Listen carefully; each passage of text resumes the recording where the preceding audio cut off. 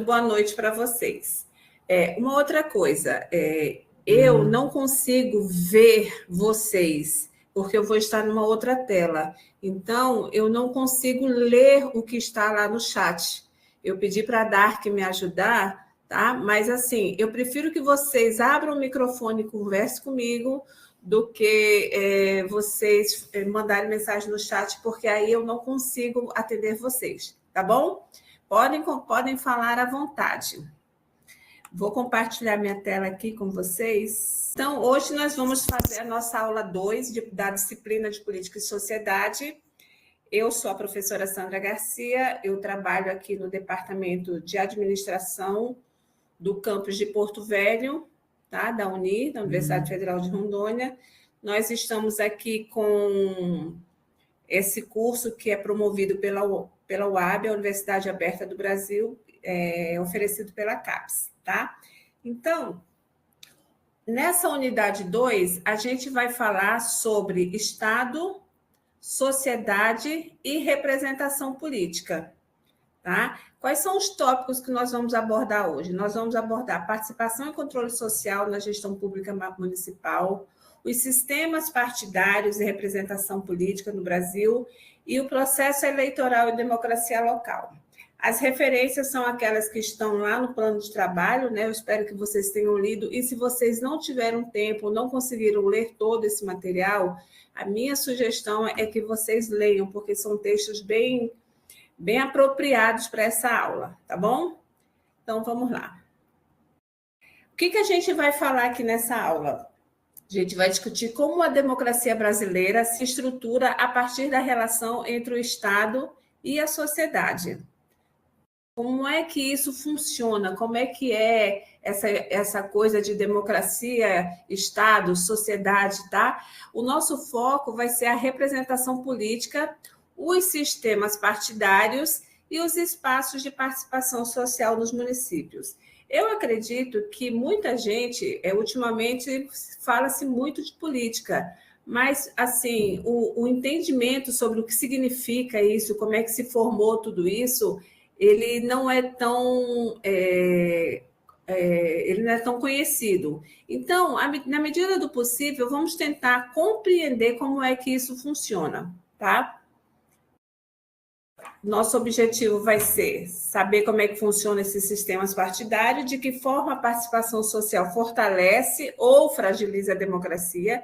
Talvez, em alguns casos, a gente possa perceber que a participação social ela pode fragilizar a democracia.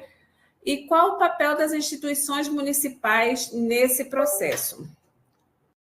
Tá? Em relação ao que a gente falou na aula passada, a gente falou sobre federalismo e bens públicos. Alguma dúvida ainda? Vocês têm alguma pergunta para fazer sobre a aula passada? Ou podemos continuar? Ai, gente, eu pedi para vocês falarem comigo. Pode continuar, professora. Muito obrigada, Aparecida. Uma outra coisa que eu queria que, quando vocês fossem falar, vocês falassem o seu nome e o lugar de onde vocês estão falando, tá bom? Muito bem. Agora que a gente já falou sobre federalismo, o que é bem público, o que é público e o que é privado, vamos avançar para a análise de como essa representação política e a participação social moldam a gestão pública municipal. Então, a gente vai partir de uma questão-chave. Essa questão-chave é: a democracia local no Brasil, ela é fortalecida pela participação social e pelos partidos, ou ainda está refém da fragmentação e personalismo? O que vocês acham? Gostaria de ouvi-los. Vocês acreditam que, no Brasil, a democracia ela é fortalecida pela participação social e pelos partidos políticos, ou ela ainda está refém da fragmentação e do personalismo?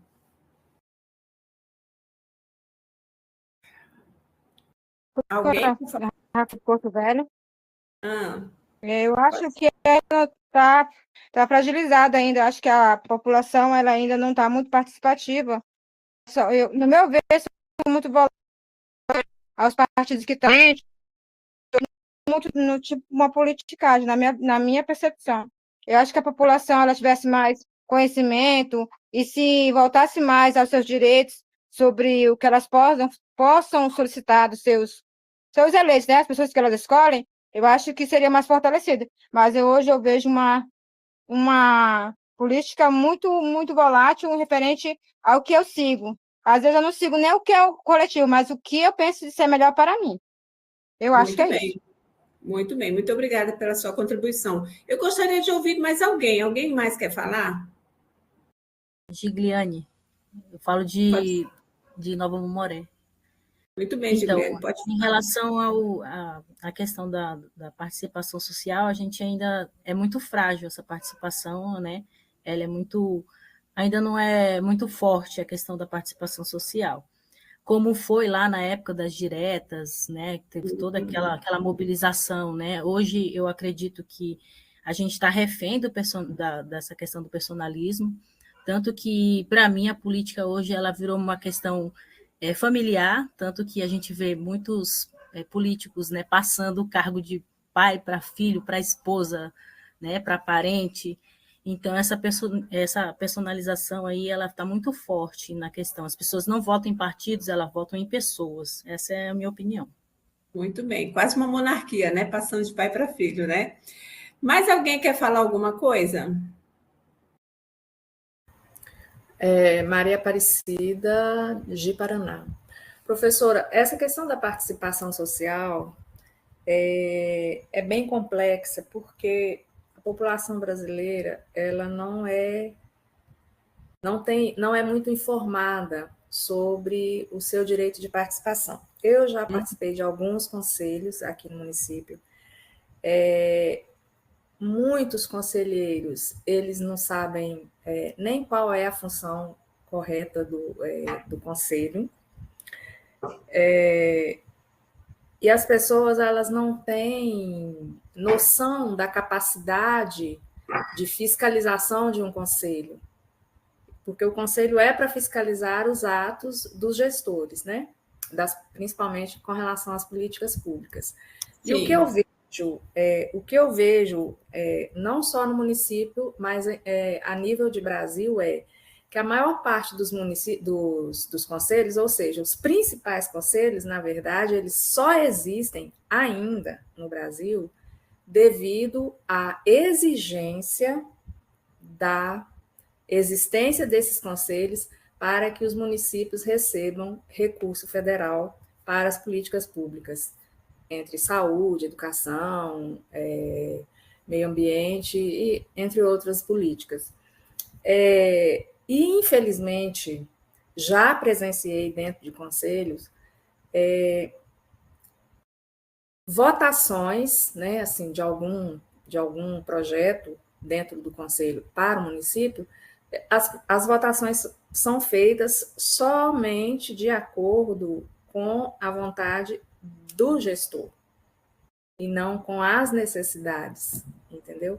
Da população em si. Então, é uma falha grave, porque a população não é informada dos seus direitos e o gestor não está nem aí. Para ele é muito conveniente a população não ser informada, porque ele pode fazer do jeito que ele quiser. Eu concordo, assim, em boa parte com o que vocês falaram. Quando a primeira pessoa, que eu não lembro o nome, falou que vai passando de pai para filho, para esposa, para irmão e para tudo mais, né? Vira quase uma monarquia, esse personalismo da democracia no Brasil, né? A Gigliane falou sobre as diretas já. Eu estava na faculdade na época das diretas já, e eu lembro como era forte o movimento. Eu vim de Pernambuco, que é um estado, né, um país. Eles se chamam país. Pernambuco é meu país.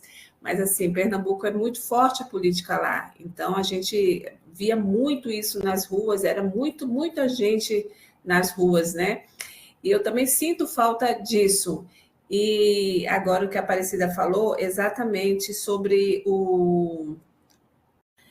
o respaldo que vai te dar um conselho quando você vota só pelos seus interesses. E aí você vai ter um respaldo do conselho.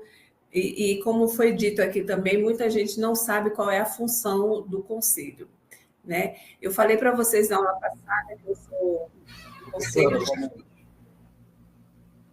Só um minutinho. Só um pouquinho.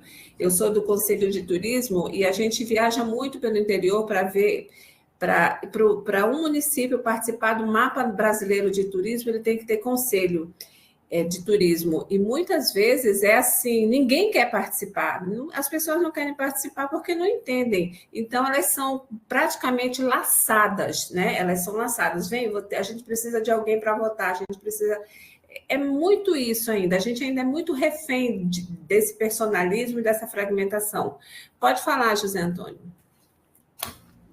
José Antônio de Vilhena, Rondônia. Professora, quando a gente fala da democracia, da política regional, municipal, e colocar o conselho à frente, nós estamos falando de pessoas que já têm uma instrução política, entre aspas. Quando a gente parte a população em geral, ela vive muito de onda, a maré leva ela de acordo com a onda, e quem sabe jogar o jogo político acaba se favorecendo dessas ondas. Esta visão que eu tenho da política local. Por exemplo, o coronelismo, ele sabia como manipular o voto. Hoje a onda sabe como manipular o voto, e aí o candidato cai nesses partidos para angariar esses votos. É só isso que eu queria comentar. Nós ainda temos muito que amadurecer, né? Nós temos muito que amadurecer o nosso voto e para amadurecer você precisa compreender. Vamos tentar desmistificar alguma coisa hoje, tá? Então, eu queria falar um pouquinho como é que era antes da Constituição de 1988, né? Antes, a gente tinha uma menor institucionalização da participação social.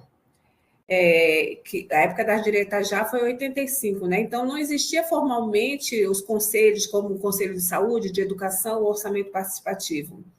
A participação da sociedade nas eleições públicas, ela era muito limitada, muitas vezes restrita a manifestações informais ou a associações locais sem respaldo legal. Então não tinha essa participação como se tem hoje.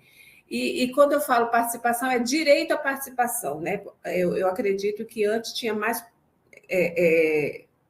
número de participantes, mas hoje nós temos mais direitos a essa participação. Antes da Constituição de 88, a gente tinha a concentração do poder, ou seja, o poder decisório estava mais centralizado nos governos estaduais e federal, especialmente durante o regime militar. E a democracia representativa existia de forma restrita, com eleições indiretas em vários momentos e limitações da liberdade política, tá? Então, muita gente talvez não saiba o que eram eleições indiretas, não era a população que votava, era alguns eleitos que votavam para presidente, por exemplo, né? Então, não tinha essa democracia do jeito que nós temos hoje. Só para continuar, como é que era antes da Constituição de 88? A transparência e a accountability eram limitadas, ou seja, as prestações de contas eram pouco desenvolvidas, tá? Sem mecanismo amplo de controle social. Isso que a gente vê hoje não tinha antes. A sociedade tinha pouco acesso à informação sobre políticas públicas, orçamento ou gestão, até porque nós não tínhamos a internet, né? Não tínhamos acesso à internet, não existia internet ou rede social. A gente tinha que esperar as revistas, os telejornais ou o rádio, as informações do rádio, para que a gente pudesse conhecer alguma coisa. Partidos de democracia local. O papel dos partidos na promoção da democracia participativa era muito limitado. Havia restrições legais à formação dos partidos e à atuação política em nível local, o que restringia a diversidade de vozes e participação cidadã. Alguém lembra quantos partidos tinha antes da Constituição de 88? E quais eram esses partidos? 2 partidos, eram o MDB e o PFL, na verdade, não era o PFL, era Arena. Arena, muito bem. O MDB era o MDB. MDB e Arena. O MDB era o Movimento Democrático Brasileiro e a Arena era a Aliança Renovadora Nacional. Acho que era isso, né? Aliança Renovadora Nacional. Não era o DN, professora? O DN? Não, antes era só dois. O DN, não, estou falando dos dois partidos. O DN não era partido. Era partido? A União, não lembro. Mas o que eu estou falando era do MDB, que depois virou PMDB e depois voltou a ser MDB, né? Era o MDB e a Arena. Um era conservador e o outro era progressista. Embora não houvesse essas denominações, né? Que então, era o antigo, lá na minha terra falava corta-goela e pica-pau. Então, eu lembro que as eleições elas eram tão distante do povo assim, e que eu lembro que tinha um senador lá em Pernambuco que ele era candidato ao Senado tanto por Pernambuco quanto por Alagoas, que era o Cid Nogueira, uma coisa assim. E depois que foi descoberto isso, foi proibido. Então, o candidato só podia ser candidato em um estado. Então, eu fiz aqui uma divisão mais ou menos como é que era antes e depois da Constituição, né? Então, a participação social era muito limitada e passou a ser institucionalizada através de alguns conselhos, tá? A democracia local, centralização do poder, eleições indiretas ou restritas, controle local limitado. Depois da Constituição de 88, houve o fortalecimento na autonomia municipal e participação cidadã efetiva nas decisões públicas. Os partidos era bipartido, né? Então era Arena e MDB, pouco espaço para oposição, restrição de atuação política. E hoje a gente tem essa pluralidade partidária. Alguém sabe quantos partidos nós temos hoje, atualmente? Alguém chuta quantos partidos nós temos atualmente? Sem colar. Um pouco mais de 30, eu acho. Nós temos 29 partidos hoje.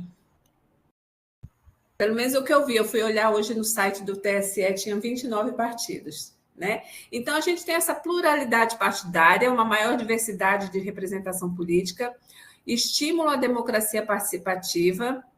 Aí, em relação à transparência, era muito fraca, tinha pouca divulgação das informações públicas e mesmo que tivesse essa divulgação, a gente não tinha como comprovar, né? Porque a fiscalização social era muito limitada. E hoje a gente tem mecanismos legais de transparência, prestação de contas, maior acesso da sociedade à informação pública. Como que era o controle social de fiscalização? Era escasso, tá? Sociedade quase não podia influenciar nas políticas públicas. E hoje nós temos, olha só, a ferramenta que nós temos em mãos, que são os conselhos e os órgãos participativos, que permitem o monitoramento, a proposição e o controle social efetivo. Então, na hora que as pessoas se conscientizarem que os conselhos e esses órgãos participativos, eles são fortalezas para a fiscalização e o controle social, aí a gente vai começar a crescer. E quanto ao fortalecimento democrático, antes ele era muito parcial e restrito, tá? As liberdades civis e as liberdades políticas eram muito restritas. Hoje a gente tem uma política ampliada com direitos civis, sociais e políticos garantidos, a participação formalizada e legalmente protegida, tá? Então, isso é o que a gente tem hoje.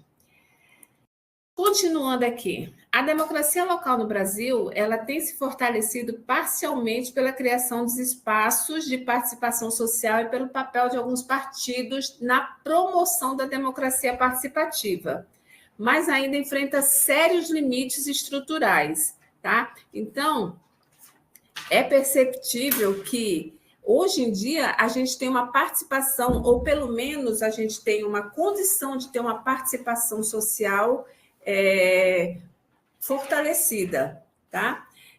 Como é que é feito isso? O fortalecimento pela participação social. Após a Constituição, abriu-se esses canais institucionais, como eu já disse aqui, os conselhos, o orçamento participativo, que ampliou essa transparência. Por que é tão importante a transparência? Porque na hora que você vê o que está sendo feito, você pode chegar através do seu conselho e propor medidas, propor políticas públicas, ou então dizer assim, não é isso que a gente quer.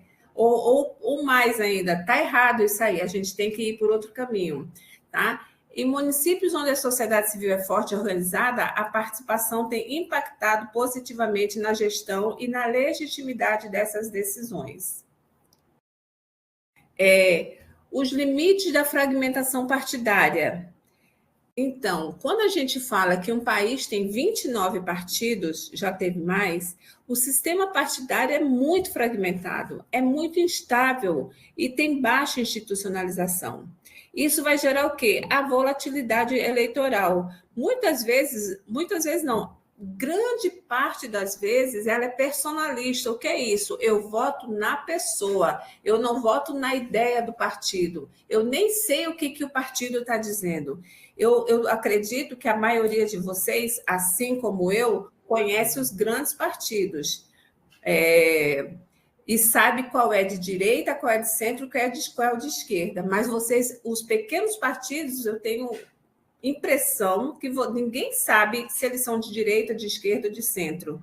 Tá? E o que isso gera? Ela enfraquece a confiança da sociedade, né, nos partidos. Porque uma hora esse pequeno partido se associa com tal partido, um partido de um lado, da outra hora ele se associa a um outro partido do outro lado, e às vezes, na mesma eleição, e muitas vezes isso acontece, nós temos o partido A, que no estado tal, ele se associa a um partido de direita, e no outro estado ele se associa a um partido de esquerda, e isso gera essa volatilidade eleitoral a partir do personalismo.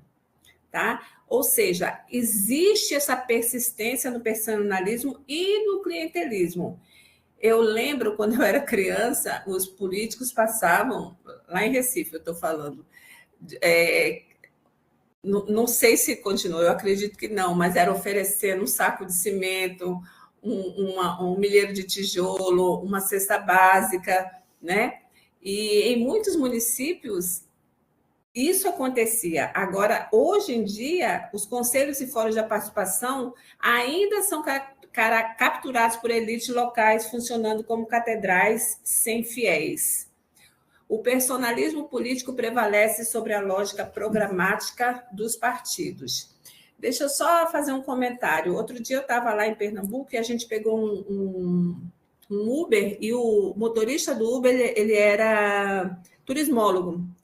E ele estava contando as histórias dos engenhos de Pernambuco, né? E falou assim, olha, só um engenho de cana-de-açúcar desse tem cerca de 800 pessoas morando, 800 famílias morando.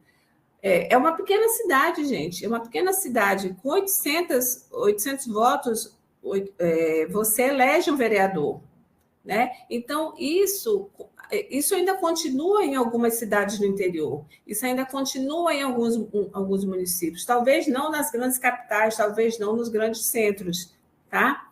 Ou seja, o sistema partidário brasileiro, ele é fragmentado, ele é instável e com baixa institucionalização, que significa que é formado por muitos partidos, poucos enraizados na sociedade, sujeito a mudanças rápidas, baixa previsibilidade eleitoral e dominados mais por pessoas do que por programas políticos. Até aí, tudo bem? Tudo bem. Sim, professor. Muito bem. Qualquer coisa, perguntem. Professora, posso fazer uma participação aqui? Quem está falando? Júlio César. Pode falar, Júlio César. De onde você fala? Boa noite a todos. Eu falo de Porto Velho. Ah, sim. Professora e demais colegas aí, eu estava com o celular na chamada e aí eu levantei a mão antes, mas ainda não tinha visto. Agora que eu quero fazer essa participação sobre esse tema. Bom, eu tive a oportunidade de participar do processo político aí como candidato em 2024. E eu passei a enxergar um pouco por dentro o que eu não, da política, pelo mundo político, o que eu antes via por fora, só como crítico, como eleitor. E a partir daí, isso aprofundou algumas visões que eu tenho sobre esse tema. Primeiro, com relação à estrutura partidária brasileira. Em sua grande maioria, os partidos estão concentrados na mão de caciques. Isso não só no âmbito nacional, como no âmbito estadual. Uma boa parcela desses 29 partidos que a senhora citou, eles têm dono. Se não é uma pessoa, é um grupo. De modo que, da mesma forma que as pessoas acham que escolhem, elas não escolhem nada. É a mesma coisa de você ir num restaurante. Você não escolhe o que você quer comer, você escolhe uma das opções que são te ofertadas. Então, você pega um cardápio, um menu, e dentro do menu você escolhe um prato. E a mesma coisa a eleição no Brasil. É muito mais difícil o indivíduo conseguir ser candidato do que ele obter o voto. A escolha, a autorização de quem vai ser ou não vai ser candidato, ela é muito mais pesada. A fase de pré-campanha, a fase intrapartidária é muito mais pesada do que a fase do pedido de voto. Eu passei isso na pele, eu posso falar. O segundo ponto é que essa quantidade de legendas que existe de partidos, e muitos estão se fundindo agora, na verdade tinha muito mais. Eu falei até um pouco mais de 30, porque chegou uma época que teve mais de 40, quase 50, eu acho. Mas começou a se fundir e a ter fusão, unificação de partido, porque começou a se limitar a questão do fundo eleitoral. Então, você tem também aí diversas situações de desvio grosseiro desse fundo eleitoral. E aí, passando para o problema em si do eleitor brasileiro, o eleitor médio, ele tem baixíssimo senso de autorresponsabilidade com as coisas, e ele acha que todo mundo lhe deve alguma coisa e que ele é uma vítima social e que o Estado te deve alguma coisa, o político te deve alguma coisa. Ele tende a achar, ele é tão desacreditado com o sistema representativo como um todo, que ele não tem nenhuma esperança de alguma vantagem coletiva ou de alguma melhora social relevante. De modo que, se ele não obtiver uma vantagem imediata e pessoal e individualizada, ele não vota em determinado candidato, ele não vota em proposta. Ele vota geralmente em conexão emocional. Essa conexão emocional é muito baseada no que foi dado para ele, o que foi prometido. Então é muito comum, além da compra de voto em si, é muito comum a promessa de cargo de emprego na administração pública, que aí passamos a um outro problema, que é poucos cargos efetivos, muitos cargos comissionados, que é outro ponto de vista, mas eles existem justamente como moeda de troca para esse tipo de período, e abrigar os apaniguados. Então, assim, humildemente, eu acho que está tudo errado, né? Eu sou um grande crítico de tudo, do sistema como um todo, mas uma das coisas que eu sou grande crítico e continuarei sendo, de forma ferrenha, é da proibição de candidatura avulsa para cargos do Poder Executivo. Enquanto não houver uma liberação de candidatura avulsa para cargos do Poder Executivo, pontualmente, nós continuaremos presos nisso. Hoje, um indivíduo, se ele quiser, se ele for competente e querido na sociedade local e quiser se candidatar, ele tem que ir lá pedir bênção para um chefe de partido e muitas vezes um cacique, que muitas vezes esse tipo de transação ela é baseada em contratos futuros com a administração pública e fraude de licitação. Então, isso começa errado, a coisa é feita para dar errado. Um outro ponto a ser colocado é a total omissão de órgãos fiscalizadores e de órgãos de controle. Se a missão desses órgãos é fiscalizar e controlar, e nós chegamos a esse estado de coisas, então alguma falha aconteceu gravemente. Então, mas isso eu acho que é tema de mais adiante. Exatamente, é um tema para uma discussão maior, mas eu agradeço a sua contribuição. Obrigado, professor. Júlio. Mais alguém quer falar? Professora? Oi. Fazendo um parênteses no que o Júlio falou... Você é o Henrique, né? Isso, a compra de voto... Onde você está falando, Henrique? Porto Velho. Compra de voto que ele citou, mas eu gostaria de enfatizar, né? A gente vê candidatos participando e obtendo o êxito, participando pela primeira ou segunda vez e logrando êxito. Então, você vê que a compra de voto e também a suspeita do crime organizado entrando dentro da política, em todas as esferas, preocupa, né? Além de tudo isso que o Júlio falou, a gente tem ainda essa condicionante do crime organizado entrando dentro da política. Era só esse parênteses que eu queria fazer. Isso é muito sério, né? Então, a fiscalização que o Júlio falou, você falou, tem que ser mais efetiva, tá? Eu vou dar continuidade aqui, e se vocês quiserem falar, como eu falei antes, eu não estou vendo a tela de vocês, eu estou vendo só os meus slides, tá? Vou pedir para vocês falarem, tá? Isso aqui já foi... Vamos falar um pouquinho o que é um sistema partidário, o que é institucionalização, tá? O sistema partidário é o conjunto de partidos que competem de forma relativamente estável em um país. Esse sistema partidário organiza a disputa eleitoral, estrutura a representação e dá previsibilidade às regras da democracia. Como é que é feito?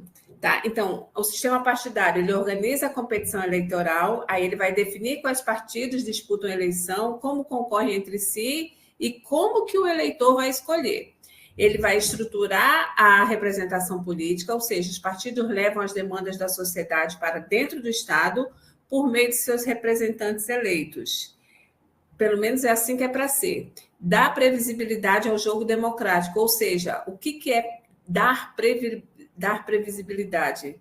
É quando os partidos são estáveis. E aí é possível prever, por exemplo, quem vai governar com quem, quais são as coalizões que são viáveis e como será feita essa alternância no poder, tá? Aí eu queria citar alguns exemplos de países estáveis. Por exemplo, nos Estados Unidos você tem 2 partidos, democratas e republicanos.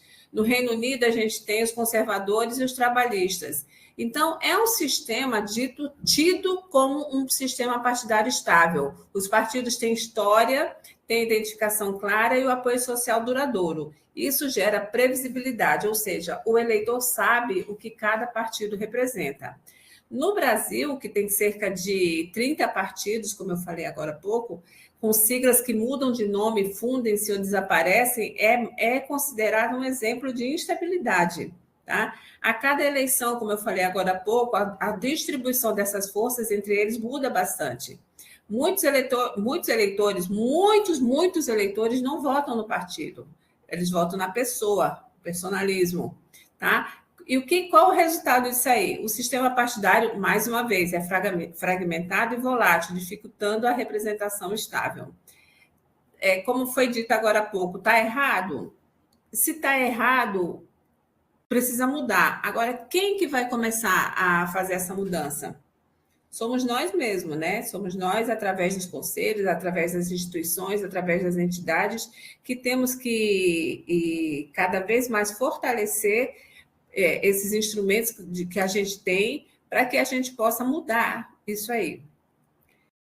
Então, eu vou falar um pouquinho sobre a institucionalização dos sistemas partidários. Tá? Então, o autor que foi passado, esse Meyer e Torcal, mostram que a institucionalização é fundamental para avaliar a qualidade da democracia.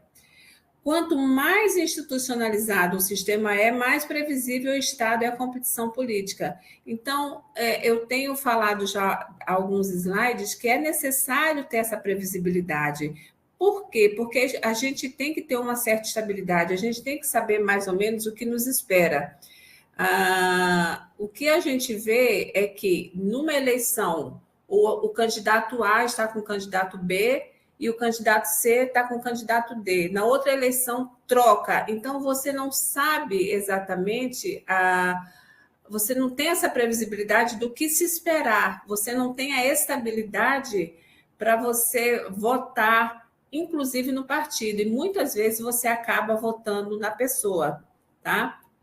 A institucionalização de um partido significa o grau em que esse partido é estável, enraizado na sociedade, conhecido como legítimo e capaz de sobreviver além daquelas lideranças individuais. Muitas vezes, se você lembra de um partido, você lembra de um nome de uma pessoa. Se você tirar essa pessoa do contexto político, o que sobra? Você vai saber quais são, qual é o pensamento, qual é a filosofia do partido, né? Essa a pergunta. Você vai saber qual é a filosofia do partido se você tirar aquela pessoa, aquele representante nacional, estadual ou municipal do partido? Ou seja, É quando o partido se consolida como instituição política e não apenas como sigla ou ferramenta de curto prazo. Isso é a institucionalização dos sistemas partidários. Tá bom? Dúvidas? Não. Pode prosseguir, professora. Muito bem. Então, a gente tem 4 dimensões da institucionalização, tá? A primeira, estabilidade eleitoral, é aquele partido que vai manter o apoio consistente ao longo do tempo, com resultados eleitorais que não variam de forma brusca entre as eleições. O enraizamento social, o partido tem base social clara, ou você olha para ele e você sabe se é um partido que ele tem na base a classe trabalhadora, os empresários, ou se ele tem na sua base os movimentos sociais, as igrejas, o agronegócio, tá? Os eleitores se identificam com o partido, com a história do partido, com a filosofia do partido, e não apenas com um candidato.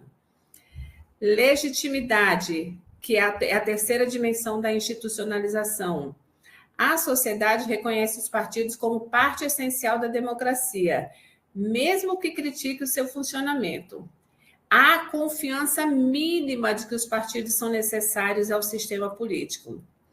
E, por fim, a quarta dimensão, a autonomia organizacional. O partido tem vida própria, com regras internas e continuidade institucional. Não depende apenas de um líder carismático ou de interesse pessoal, que muitas vezes tem o quê? A legenda de aluguel, né? O que seria essa estabilidade eleitoral? A previsibilidade. O enraizamento social, saber se ele é ligado a que área da sociedade. A legitimidade, o quão necessário ele é. E a autonomia organizacional, ele diz respeito à independência em relação a líderes personalistas. E quais são as diferenças que a gente tem das outras democracias internacionais? Nas democracias industrializadas, os partidos são estáveis e enraizados. Já em países em desenvolvimento, prevalece essa volatilidade, personalismo e vínculos frágeis entre eleitores e partidos. Eu tenho me esquivado de falar de partidos políticos, mas, assim, na última eleição presidencial, a gente viu candidatos que, na penúltima eleição presidencial, eles estavam em lados opostos, e na última eleição, eles estavam no mesmo lado. Então, essa volatilidade, você não sabe o que pensar, porque você não sabe mais qual é a ideia, qual é a característica, qual é a filosofia, o que esperar daquelas mentes, né? Então, qual é a importância? Vai facilitar a representação consistente dos interesses dos eleitores, dos eleitores, promove a previsibilidade política e continuidade de políticas públicas e reduz os conflitos internos. Eu estou falando aqui considerando o nosso país, e parece que a gente está falando de algo tão distante, né? Porque nós não temos essa representação consistente, a gente não tem essa previsibilidade política. E isso cabe a nós, que somos formadores de opinião, a começar a mexer nisso, a trabalhar esse excesso de volatilidade. Cabe a nós, como cidadãos, como gestores públicos, ainda que da menor esfera, que é a esfera municipal, começar a trabalhar nessas áreas para fortalecer a estrutura dos partidos e que haja menos volatilidade entre candidatos, tá? Professora, e essa volatilidade... Pois não. É a Gigliane, de novo. Em relação volta o slide, por favor, só para... Em relação a essa questão da previsibilidade política e a continuidade de políticas públicas, eu acho que isso é essa parte das políticas públicas, continuação de política, acho que esse é o ponto central, porque muda o governo, né? Muda a política, né? A política, porque a gente tem a diferença entre política de governo e política de Estado, né? Então, a gente vê que as políticas públicas, muitas delas não têm essa continuidade justamente quando muda né, esse partido, esse governo que entra, vai se alterando conforme a questão do governo que está no poder. E isso só prejudica, tem só prejudicado, porque muitas políticas são boas e são interrompidas, né? Exatamente. Por uma questão política. Porque foi o governo passado que começou, eles não conseguem perceber a importância, e muitas pessoas também não, né? Isso, as pessoas não conseguem ver isso também, né? Então, assim, a gente vê muito essa questão, e que principalmente na questão da educação, né, que é uma área que eu estudo, né, faz parte do meu rol de ensino, né, eu vejo isso muito, muito mesmo, essa questão. Então, acho que é um mal que a gente tem aqui no Brasil, né, a descontinuidade das políticas públicas. É verdade, eu concordo com você. E cabe a nós começarmos a mudar isso, tá? Então, mais uma vez, né, a volatilidade, ele mede a mudança de votos de um partido por outro entre as eleições, e aqui na América Latina ele é muito alto, o que revela instabilidade e enfraquecimento da confiança partidária. Eu acho que eu já falei bastante sobre isso, nem adianta falar mais, né? E o que é o personalismo político? Aqui na América Latina, o voto muitas vezes depende mais da pessoa do que dos programas partidários. Isso reduz a força institucional dos partidos. Se a gente olhar alguns países aqui da América do Sul, principalmente os mais próximos, você conhece nomes dos presidentes, você vai conhecer nomes. Por quê? Porque eles são a figura deles, ela está acima do programa de partido, dos programas partidários. A gente não tem muito conhecimento nem de qual partido eles são, tá? E aí a gente vem como consequência da baixa institucionalização, sistema pouco institucionalizado que abre espaço para líderes antipartido, fragilizando a accountability democrática. E aí eu coloquei 2 exemplos longe, né? O Fujimori no Peru e o Hugo Chávez na Venezuela. Tá? Vamos falar um pouquinho agora da participação democrática na gestão pública municipal. Vocês acham que é mais fácil na gestão pública municipal ou na federal ou na estadual? O que vocês acham? Eu acredito que na federal, na municipal é mais fácil porque está mais próximo da população. E é menor. E é menor, né? Mas o problema é o tipo de participação, né? Porque, infelizmente... a forma como é vista a participação, né? E muitas vezes o prefeito ou o governador ele vai escolher os seus secretários a partir do conhecimento dele, da confiança dele, né? E às vezes ele confia em uma determinada pessoa para ser o seu secretário por amizade, não por conhecimento. E isso é o que a gente vê de dificuldade de aprovação de projetos, né? Muitos desses gestores não sabem fazer a elaboração de projetos para trazer recursos para o próprio município. Porque eles são secretários por amizade, por apoio, mas não são técnicos, né? Eles são nomeados... Não por mérito, né? Mérito. Não são técnicos. Por exemplo, colocam um médico na educação, um advogado na saúde, ou um administrador, e a pessoa, para os projetos, não bate, né?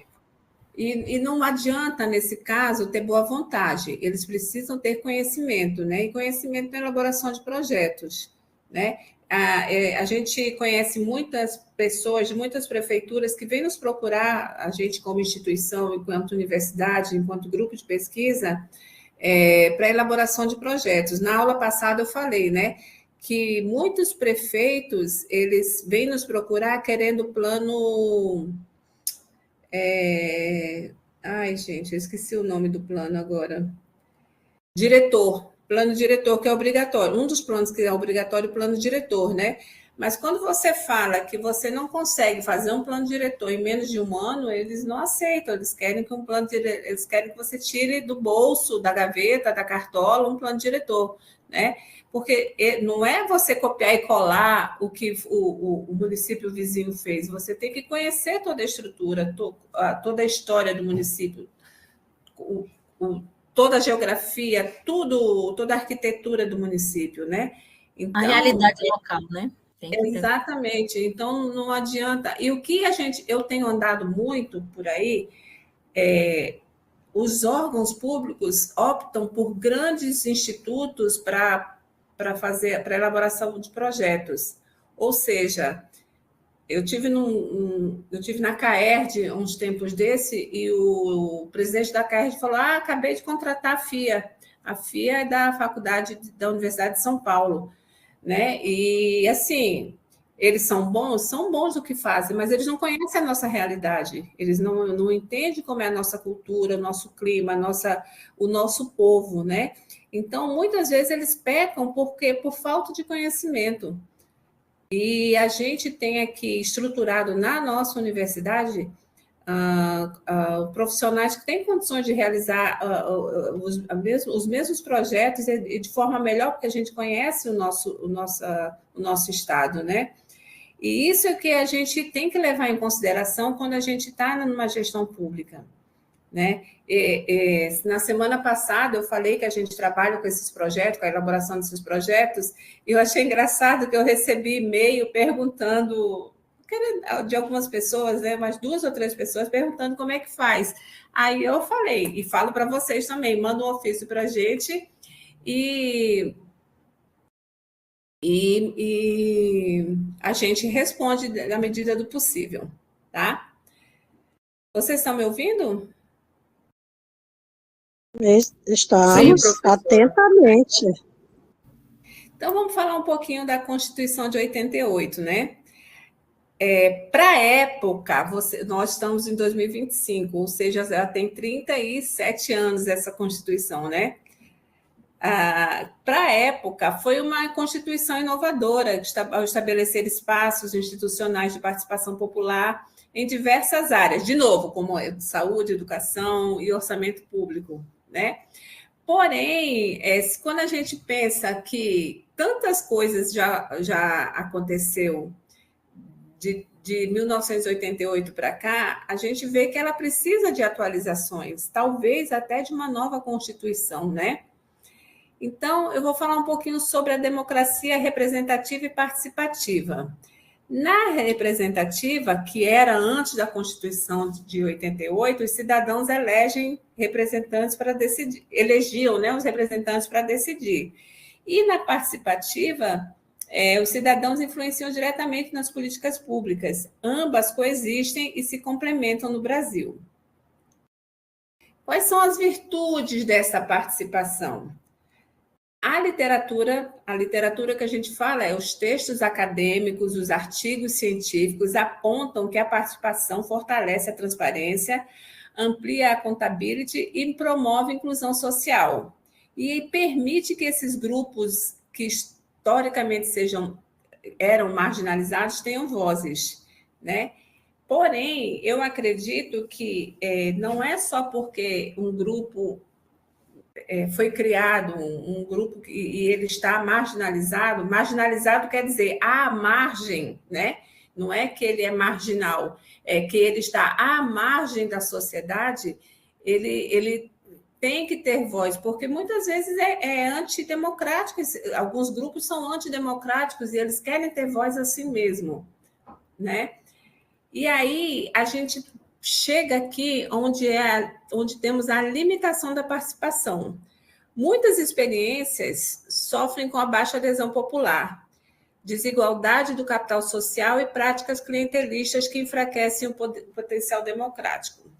Na época que estavam sendo feitas algumas reuniões, audiências públicas para a construção da hidrelétrica aqui de Santo Antônio, eu participei, eu estava fazendo mestrado na época, e eu participei de algumas reuniões. Era tão pouca gente que vinha participar, e a gente sabia que os estudos para a construção da hidrelétrica, eles tinham feito um estudo de apenas 100 quilômetros da barragem, né, para baixo e para cima. E isso é muito pouco, porque a gente viu isso em 2014, né, quando teve a grande enchente aqui do Rio Madeira, que toda essa população ribeirinha ficou debaixo d'água. Então, não foi feito um estudo a contento e quando houveram as audiências, tinha baixa participação popular. No ano passado, eu fui convidada para participar de uma outra audiência sobre... Eu não lembro direito o que era, mas era sobre os investimentos no estado de Rondônia, né? E era um investimento de bilhões. E me chamaram para fazer algumas críticas, para ouvir a reunião. E eu estava lá ouvindo o gestor em Brasília falando, e eu estava aqui anotando, né? Ó, tá faltando isso, eu acho que isso aqui não vai dar certo. Não, esse plano aí não fala da ponte para Bolívia, não fala da pavimentação da Transamazônica. E eu estava aqui fazendo meu papel de fiscalizar o plano. Quando acabou a reunião, que eu ia me posicionar, o gestor ele aplaudiu, ele falou com tanta veemência: nossa, está maravilhoso, está lindo, está isso, aquilo, outro. E realmente a apresentação que eles fazem é fantástica, né? Eles lá em Brasília e a gente aqui. E eu fiquei sem graça até de fazer qualquer tipo de crítica, porque eu percebi que havia um desconhecimento por parte do gestor do que era que estava falando. Eu ainda arrisquei fazer algumas perguntas e a pessoa que estava apresentando o projeto lá de Brasília, ele respondeu de uma forma, digamos assim, superficial. Um mês depois, eles estiveram aqui para uma reunião, junto com o governador e todos os secretários, e eu estava lá de novo. E ele tirou os slides que eu tinha feito as perguntas. Todos os slides que eu tinha feito questionamento, e eu tinha tirado foto, por isso eu sabia a ordem, ele tinha tirado. Então, assim, o que eu quero dizer? Que existe uma limitação da participação pela baixa adesão popular, e quando existe essa participação, ela não é efetiva. Tá? E aí, o artigo ele apresenta alguns casos, né? O caso de Bom Despacho, lá em Minas Gerais, onde o Conselho Municipal de Saúde apresentou dificuldades para consolidar a participação efetiva da sociedade civil. Isso é muito comum, não é só lá. Tá? A baixa mobilização social ilimitada, a tradição participativa no município dificultaram a transformação do conselho em um espaço deliberativo robusto. Isso é muito comum. O caso de Lagoa da Prata, tá? O Conselho de Saúde apresentou o maior dinamismo participativo, veja, foi o oposto do caso anterior.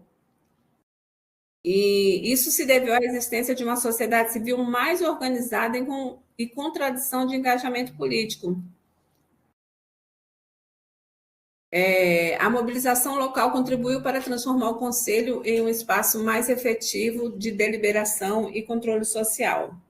Aí eu trouxe alguns exemplos aqui para vocês verem também.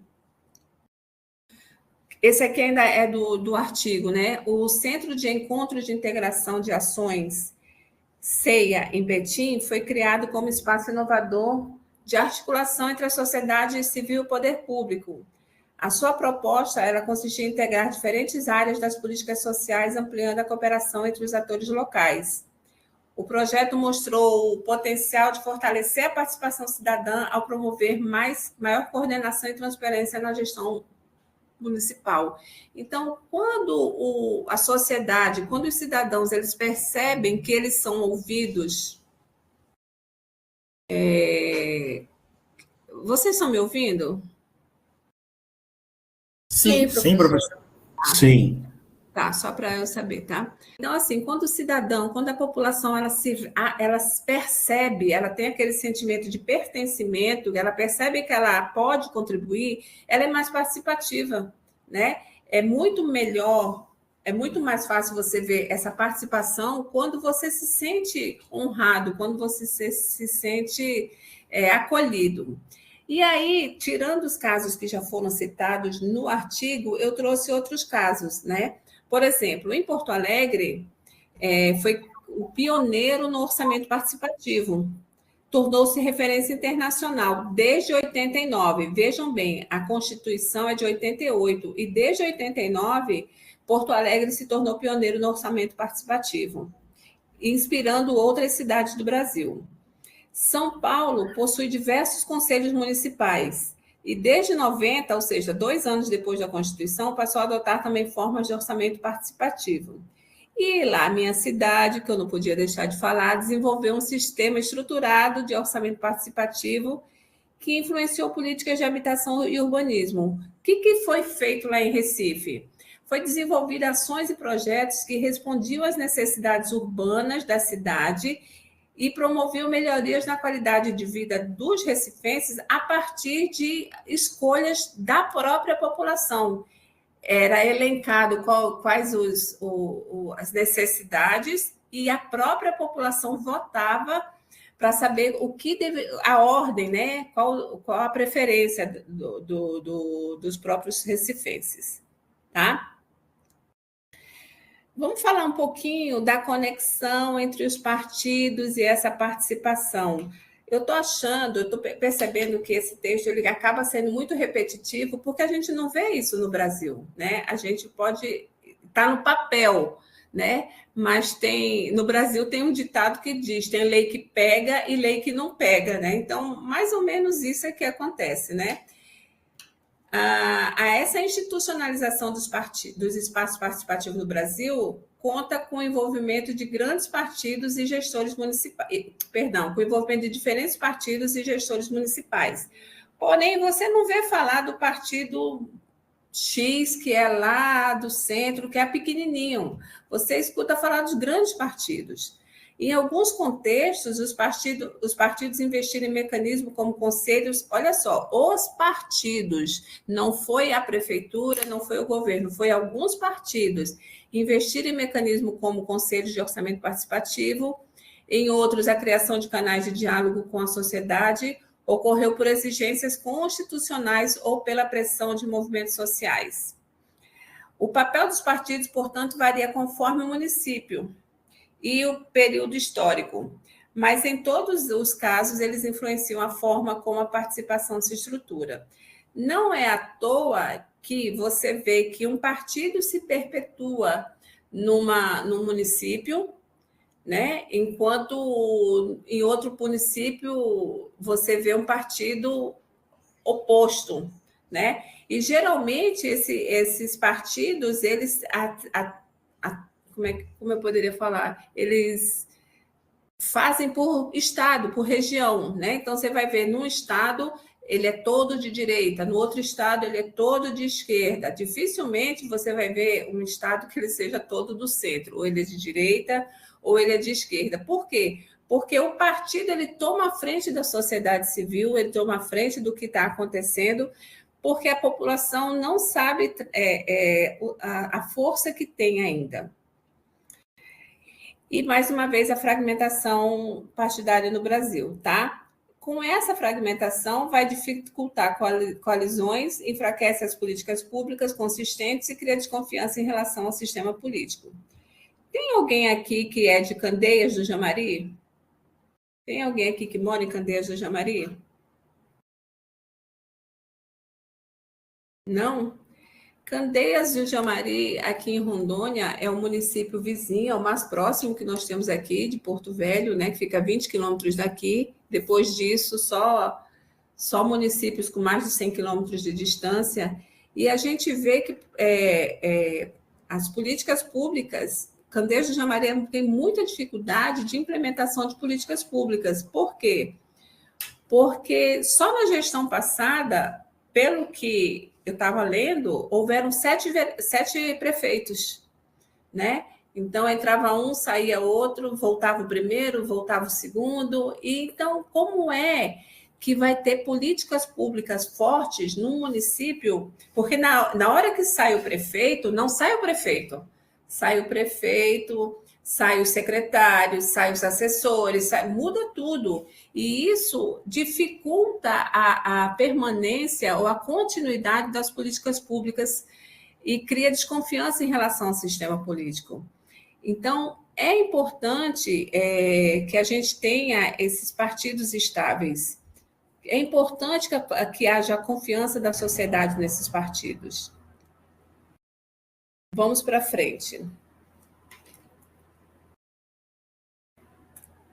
Agora, partidos de cidadania, de novo, né? Estabilidade, de novo. Os partidos organizados atuam como pontes, ou eram para atuar como pontes entre sociedades e Estado, ampliando a legitimidade democrática. E aqui o desafio de articular sistemas partidários estáveis com cidadania ativa, garantindo que os espaços participativos sejam realmente deliberativos. Se você não acredita no seu prefeito, se você não acredita nos seus políticos, você não liga. Não importa o que ele está fazendo. Não importa qual a proposta partidária dele. Por falar nisso, vocês conhecem, por exemplo, vocês chegaram a ler, na última eleição para presidente, qual era as propostas partidárias? Dá um joinha aí, quem leu as propostas partidárias dos candidatos a presidente na última eleição? Olha aí, ainda teve bastante, já teve algumas pessoas.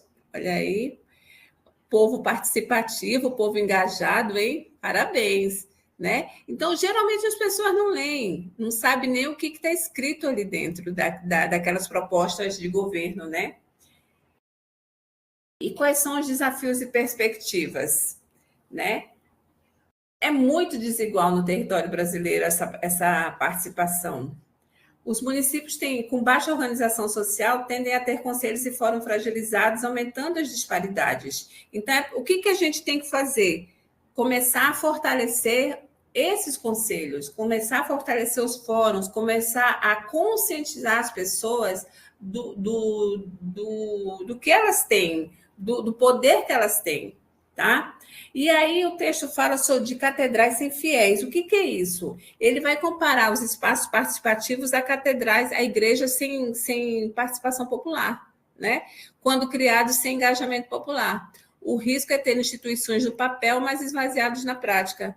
E aí eu vou ter um conselho de saúde que não tem participação popular, ou então as pessoas não vão para as reuniões, ou então só vão se tiver uma gratificação.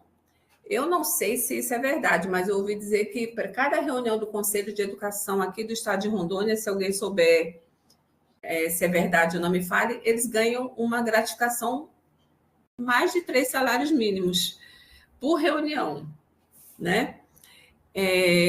Então, parece fortalecido, mas será que é fortalecido mesmo ou será que é só porque eles vão ter uma recompensa? E o clientelismo ainda é um obstáculo à democracia participativa. Mas tá, a gente está falando de clientelismo, personalismo, o que faz, gente? O que faz para mudar isso? O que faz para mudar isso? Alguém poderia me falar alguma coisa? Como é que a gente faz para mudar esse clientelismo ou esse personalismo? Alguém tem alguma ideia?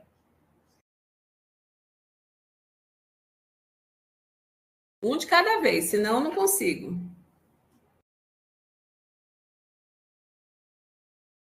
Oi, tem alguém aí? Tá bem difícil. Boa noite, professora. Boa noite a todos. Que Maria Rita tá bem complicado, né? Tipo assim, falamos em Porto Velho. Eu estava vendo que 2 colegas que me antecederam, acho que o Henrique, eu não decorei o nome do outro, que explanou bem sobre essa questão, o Júlio, sobre a questão política, tipo assim, política partidária, compra de voto, crime organizado. Então, eles dois colocaram, assim, uma realidade bem grande na nossa cidade de Porto Velho. E a falta da participação popular. Pela primeira vez, segunda vez, eu vi, né, estou aí já há 40 anos servidora pública do Estado, sou da saúde, sou conselheira municipal de saúde no município de Porto Velho. Tipo assim, nós não temos essa questão de jetões em cada reunião, de maneira alguma, nossa participação é gratuita. Eu represento a Associação dos Renais Crônicos, né, do estado de Rondônia, que estamos aí sem ter o serviço de cirurgia aos renais crônicos já há cerca de 8 anos, né, e onde nossos órgãos, todos indo para outros estados, contemplando pacientes de outros estados, para a felicidade deles, né, e os nossos ficando aí e morrendo, né, morrendo. Então, é bem complicado essa questão política local nossa em Porto Velho. A gente viu uma aclamação da população se envolvendo em política na primeira campanha para prefeito. O primeiro prefeito eleito de Porto Velho foi Jerônimo, concorrendo com o ídolo, né, que era o Chiquilito. E agora a gente viu pela segunda vez com Léo Moraes, né, com Léo Moraes essa aí. Mas a questão dos conselhos está muito complicado, como a senhora colocou, a população não participa, eu acho que deve haver uma maior divulgação. Nós estamos agora em Porto Velho, montando a questão do projeto para poder nós irmos às unidades básicas para montarmos os conselhos locais, que é onde muitos estados já têm avanço nos conselhos locais, né, para que a população possa participar, mas as audiências públicas nossas realmente, bem dizer, apareceram lá nessa audiência pública última aí, acho que cerca de 150 pessoas, né? Como é que a gente discute política pública para a população de Porto Velho com 100 pessoas, né? É verdade. Bem difícil. É verdade. A senhora falou na questão, tipo assim, como é que nós não ganhamos no projeto, nós não ganhamos, não fomos contemplados com o hospital municipal, na hora que estavam fazendo a questão aí do projeto das usinas, né? Como é que nós... Então, está muito complicado essa questão política nossa, bem dividida, as questões políticas partidárias. E eu ainda tenho uma militância de 40 anos no MDB, né? E, tipo assim, nem tenho mais interesse de sair também. Eu tô tipo assim, Zagalo, vão ter que me engolir. E a gente for contar as coisas assim, fica bem complicado, né? Mas, realmente, poder público municipal e estadual, nós estamos vendo aí o sucateamento da saúde pública, Conselho Estadual, partido lutando, mas a privatização chegou e não tem mais como recuar disso aí.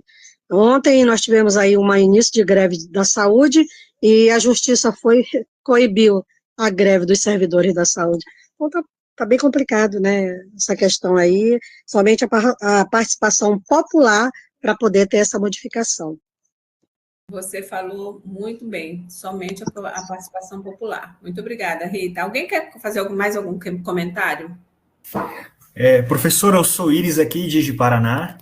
Boa noite a todos.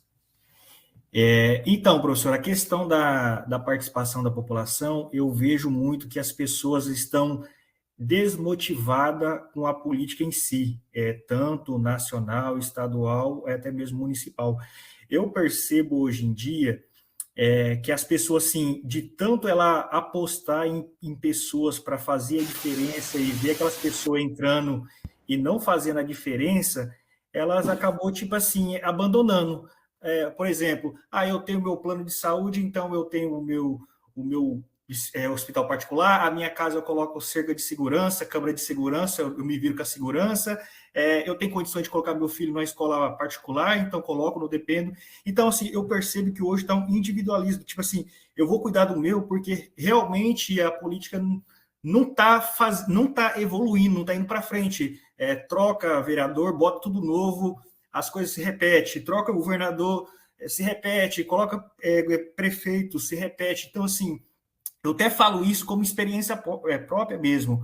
Muitas vezes eu fico desanimado quando chega num tempo da eleição, só de falar assim, puta merda, a gente vai lá, faz o nosso papel, que é exercer o voto, a gente dá confiança na pessoa, e eu não sei o que acontece quando a pessoa, às vezes, até no início, ela tem uma boa vontade, mas quando entra lá, não sei se é o sistema que faz aquele cercadinho, as pessoas mudam lá. Então, assim, hoje o que eu observo, a população está muito fraca na questão da participação por desmotivação, porque ela vê que política pública não está dando certo e ela está fazendo assim, eu vou fazer o meu aqui, eu vou fazer meu plano, vou cuidar da minha casa, segurança, vou colocar minha filha no particular, porque eu já desisti. Então, assim, muitas pessoas como eu converso muito com pessoas no serviço e tudo mais, está praticamente com essa mesma ideia, porque já tentou de tudo, participar e tudo mais, e realmente viu que as coisas não estão evoluindo, as coisas não vai para frente, né?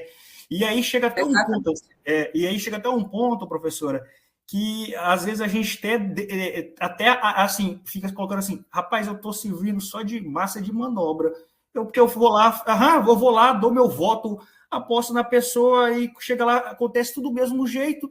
Por isso que, não sei se a senhora acompanha, eu acompanho muito essa questão de eleição, por isso que cada vez mais os votos branco e nulo e ausente estão aumentando. Tem muita gente que fala assim, rapaz, quer saber, eu não vou votar não, vou pagar minha taxinha lá de 3 e pouquinho lá, porque daí não adianta, vai lá, todo mundo, faz lá no seu e não resolve nada, entendeu? Então, assim, a população está meio assim desanimada na participação devido a esse histórico que a gente tem de tentar fazer as coisas mudar e simplesmente as coisas não acontecer. Mas eu agradeço a sua participação, mas você há de concordar comigo que ficar inerte não vai melhorar, né? Ficar com sem... Com certeza. A gente vai ter que tomar alguma atitude, né? Sim. A gente não pode ficar só vendo a banda passar, né? A gente vai ter que tomar uma atitude se a gente quiser mudar isso aí. Então, é assim, professor, para essas coisas mudarem, igual eu sempre falo, é a gente colocar os políticos no papel que realmente eles são, que é funcionário público. Funcionário público. Professor, se não... Oi? Para mim, eu não estou mais ouvindo o Iris falar. Pode ter caído. Oi, tá me ouvindo? Agora estou. Então, professora, assim, eu creio que só vai mudar essa questão quando a gente realmente colocar os políticos para ser os nossos funcionários, como realmente eles são, e a outra coisa, a gente tem que parar de idolatrar político. Então, assim... Concordo plenamente com você. Porque hoje em dia, igual muita gente falou aí já, as pessoas não votam pelo projeto, sim, votam na pessoa, porque hoje em dia está aquela idolatria. Não, o fulano de tal é o salvador da pátria. Mas peraí, a pessoa já tem... Vamos colocar um exemplo. A maior parte dos políticos de hoje, que a gente tem, governador, senador, está lá 30, 20 anos. Peraí, se o cara até hoje não fez nada, como é que ele é o salvador da pátria? Por que reconduzir, né? Então, hoje a gente tem essa questão de idolatria de político. Não, o político é o popstar. E a gente esquece de colocar ele no papel dele, que é realmente... O lugar dele, né? Quer de trabalhar. É político, professor, é funcionário da população. E hoje é o contrário. Hoje a gente tem que mendigar para um deputado, para um prefeito, para um governador, um exame, uma consulta, que está esperando lá 6, 7 meses. Pois era a obrigação deles correr atrás disso para a população. Não, hoje é o contrário. É a gente que fica mendigando eles, porque eles estão lá no patamar. A gente colocou os políticos no patamar acima do nosso, que é totalmente errado. Então, assim, eu acredito que enquanto a gente não mudar essa cultura nossa de parar de idolatrar político e a gente começar a realmente cobrar, e é cobrar mesmo, não é porque ele é amigo da minha mãe, deu um cargo para o meu sobrinho, para o meu primo, que vai... Não, é cobrar mesmo. Eles são funcionários nossos e ganham muito bem e tem muito benefício para essa profissão deles, entendeu? Tem que inverter a pirâmide, né? Exatamente. A população ainda é aquela que tem um peso maior. Exatamente. Muito obrigada pela sua contribuição, Iris. Tá? Sem falar na corrupção, né, professora? Sem falar na corrupção. Eu prefiro não entrar nisso agora, tá? Porque senão a gente vai ficar debatendo aqui a noite inteira. Para outro momento. Vai aparecer nomes e partidos e aí a gente não vai andar, não é o nosso objetivo. Então, o caminho para o fortalecimento é qualificar a sociedade civil, tá? Tornar os conselhos mais inclusivos, garantir a autonomia frente às elites locais. é o que o colega acabou de falar agora, e estimular partidos a se enraizarem socialmente. Tá? Eu fiz uns slides aqui para mostrar para vocês como é que se estabelece a divisão dos partidos na eleição. Vocês sabem como é que faz? Como é que é essa divisão? Porque tem 30 partidos, mas não tem 30 vagas para deputado, não tem 30 vagas para vereadores, não tem 30 vagas para Senado, né? Então, como é que é feita a divisão e a atuação dos partidos políticos nas eleições? Primeiro, ela tem que seguir a Constituição, o Código Eleitoral e a legislação partidária. Aí, olha... Professora? Pois não. Eu acredito que eles se unam em coligações ou federações, não é isso? Não, exatamente, é isso que eu vou falar agora, tá? Então, primeiro, tem que ter um registro legal, ele tem que existir o partido, né? Só pode concorrer se estiver registrado no Tribunal Superior Eleitoral.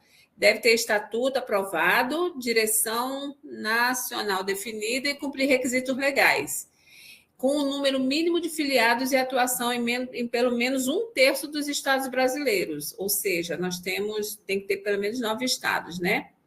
As candidaturas, cada partido vai indicar os seus candidatos, e aí o que o colega falou, tem uma guerra ainda para ser candidato, que são os pré-candidatos para serem candidatos, né, para cargos proporcionais, vereador e deputado, ou majoritário, que é prefeito, governador e presidente.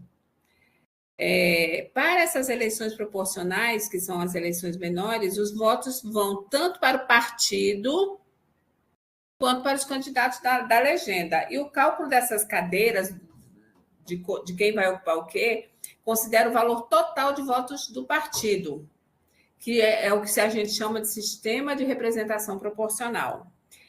Para as eleições majoritárias, que é prefeito, governador e presidente, vence quem tiver a maioria dos votos válidos, ou seja, mais de 50%, em caso de segundo turno.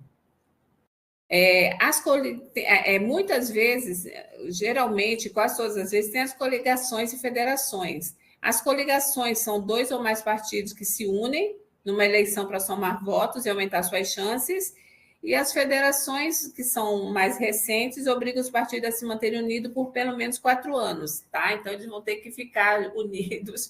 É um casamento forçado, pelo menos 4 anos, funcionando como uma união contínua e não apenas só para a eleição.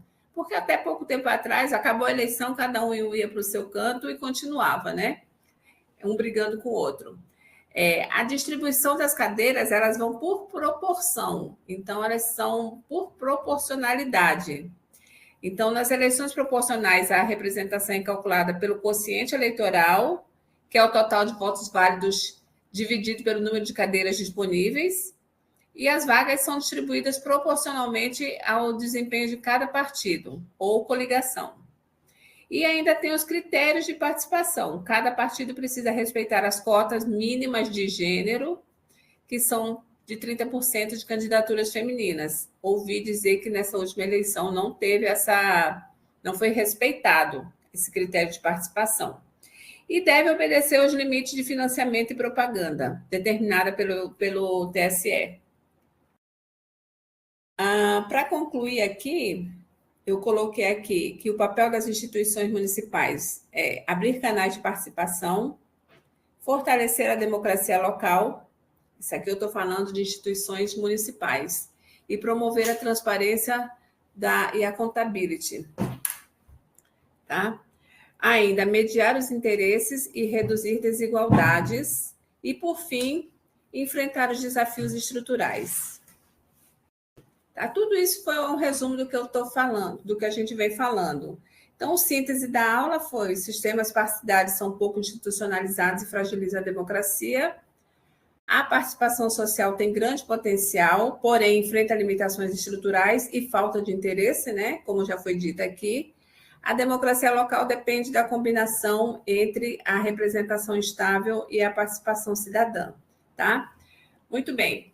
Para o segundo fórum, eu gostaria que vocês discutissem a política como vocação e agentes públicos, lembrando que as leituras recomendadas são aquelas que estão lá no plano de aula, e que vocês criassem argumentos sobre o tema, que comente pelo menos postagens diferentes e não seguidas, e até o dia 5 de setembro. Ok? Alguma contribuição mais? Boa noite, professora. Então, boa noite para todos vocês. Professora, Pode falar. Rapidinho, só porque na aula passada isso foi falado, eu acabei deixando, e agora eu vi novamente. Na aula passada, a colega falou que a Constituição, a nossa, já era velha por ter 37 anos, talvez precisasse de uma atualização. Primeiro, assim, a nossa Constituição é um bebê. A Constituição mais velha em vigor já tem ali mais de 200 anos. Na Europa, tem constituições com mais de 100. Então, é preciso separar aqui a questão das falhas na execução das políticas públicas, na falha da atuação do legislativo, que, por exemplo, a Constituição tem normas programáticas, só diretrizes. Tem normas que dependem da atuação do legislativo para dar concretude no mundo real. Lei que fala, a Constituição fixa ali o acesso à educação como um direito universal, mas depende da atuação do legislativo para regulamentar, depende do executivo para fazer chegar ao mundo real, chegar aos cidadãos. Então, é preciso fazer essa distinção inicial, até porque alterar uma ordem constitucional não é só complexo, como é perigoso. Você corre o risco de acabar excluindo um grupo que participou da Constituinte anterior, e principalmente outra questão, que é sobre a interpretação da Constituição. Nesses 37 anos, ainda está se fixando a interpretação de várias normas. Ainda tem muita coisa que não está decidido sobre o que o Constituinte quis dizer. Se nós inaugurarmos uma nova, prepare-se para mais uma década, 2, 3, de nova instabilidade, novas discussões. A gente fala de demora do judiciário. Agora que se está começando a dar uma estabilidade na interpretação, você querer romper é algo delicado. Não se pode pensar assim tão fácil mudar a legislação, a Constituição, né?